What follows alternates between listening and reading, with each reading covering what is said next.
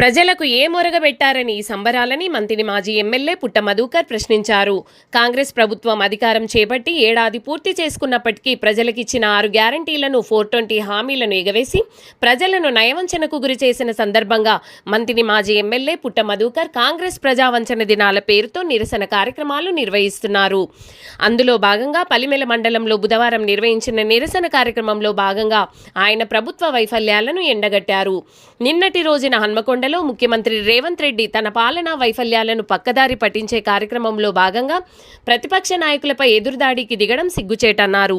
ముఖ్యమంత్రి రేవంత్ రెడ్డి ఎన్నికల హామీలో భాగంగా ఇచ్చిన 6 గ్యారంటీలలో ఏ ఒక్క గ్యారంటీని సంపూర్ణంగా అమలు చేసినా తాము ప్రభుత్వం నిర్వహించే విజయోత్సవ సంబరాలలో భాగస్వాములమవుతామని, హామీల అమలులో విఫలమైన కాంగ్రెస్ ప్రభుత్వం విజయోత్సవ సంబరాల పేరుతో సభలు నిర్వహించడం కాంగ్రెస్ పార్టీ దిగజారుడుతనానికి నిదర్శనమని పేర్కొన్నారు.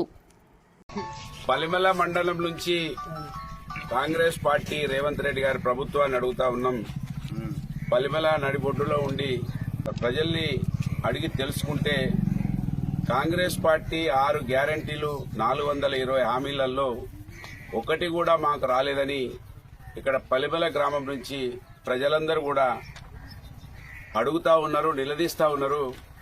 కాంగ్రెస్ పార్టీ ఏమో సంవత్సరం చాలా బ్రహ్మాండంగా పరిపాలించడం, సంబరాలు చేస్తామని కాంగ్రెస్ పార్టీ వాళ్ళ మాట్లాడడం నిజంగా సిగ్గనిపిస్తా ఉన్నది.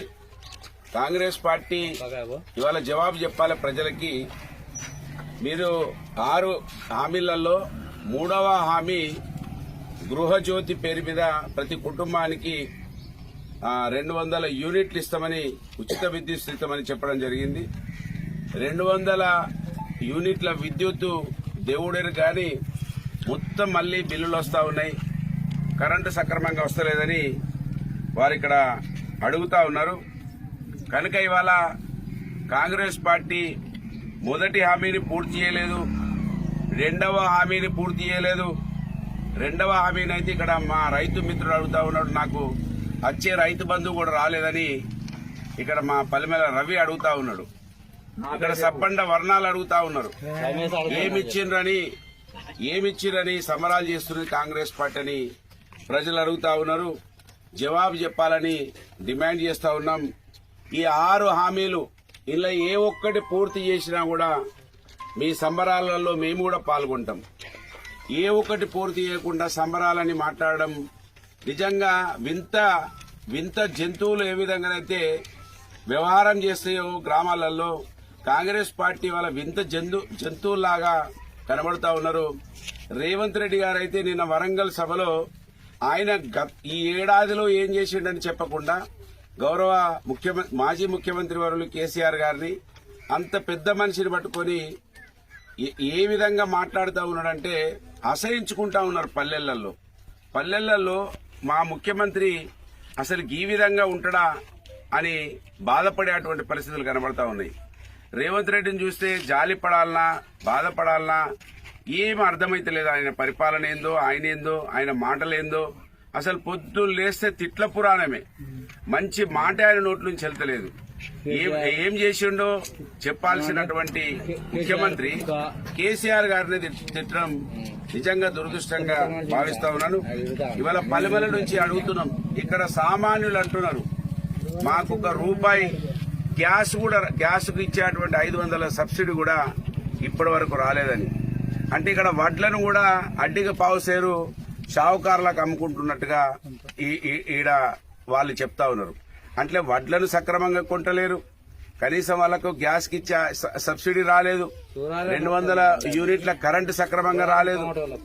ఏది కూడా ఇప్పటి వరకు సక్రమంగా ఇవ్వకుండా సంబరాలు అంటుంటే మిమ్మల్ని చూస్తే నవ్వాలనా ఏడవాలనా అర్థమవుతలేదు. ఇవాళ పలిమెల మండలం నుంచి ఈ కాంగ్రెస్ పార్టీ ఏదైతే చేస్తున్నదో ప్రజా వంచన దినాలుగా మేము బీఆర్ఎస్ పార్టీగా ఈ నియోజకవర్గ ఎమ్మెల్యే మన మంత్రిని ఎమ్మెల్యేనే ఈ మేనిఫెస్టో తయారు చేసిండు.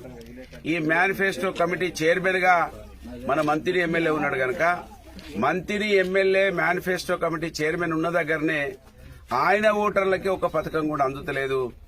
మరి నీ మేనిఫెస్టో నువ్వు చదువుకొని ఆలోచించి రాసినవా, ఎవరో చెప్తే రాసినవా? ఇవాళ మంత్రి నియోజకవర్గ ప్రజలకు జవాబు చెప్పాలని పలువెల నుంచి డిమాండ్ చేస్తా ఉన్నాం. ఈ ఏదైతే ప్రజా వంచన దినాలు ఉన్నాయో వీటిలలో బీఆర్ఎస్ పార్టీ కార్యకర్తలు నాయకులందరూ ప్రజలను అప్రమత్తం చేయాలి. ప్రజలను చైతన్యవంతం చేస్తే ప్రజలు ఎప్పుడైతే ఎదురు తిరుగుతారో అప్పుడే పథకాలు ఇస్తారు. వీళ్ళెంతసేపు తెలంగాణ రాష్ట్ర డబ్బులంతా ఢిల్లీకి పట్టుకపోతున్నారు, ఇక్కడ వాళ్ళు సంపాదించుకుంటున్నారు, కానీ ఒక్క పథకం కూడా ఇస్తలేరనే విషయం మనం గడప గడపకు చెప్పి వాళ్ళని అప్రమత్తం చేస్తే ఈ కొద్దైనా ఒకటో రెండో పథకం అని వస్తుంది. ఆడవాళ్లకు 2500 ఇస్తా అన్నారు. ఆడవాళ్లకి ఇప్పటికి 5 రూపాయలు కూడా ఇవ్వలేదు. అంతేకాకుండా నిజంగా చెప్పాలంటే పాపం ముసలి వాళ్ళనైతే ఎంత ఆశ పెట్టిర్రో.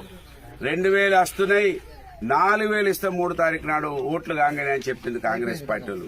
మన మంత్రి ఎమ్మెల్యే చెప్పిండు 4000 ఇస్తావా నీకు అన్నాడు. అయ్యా నీకు 4000 ఇస్తా అన్నాడు.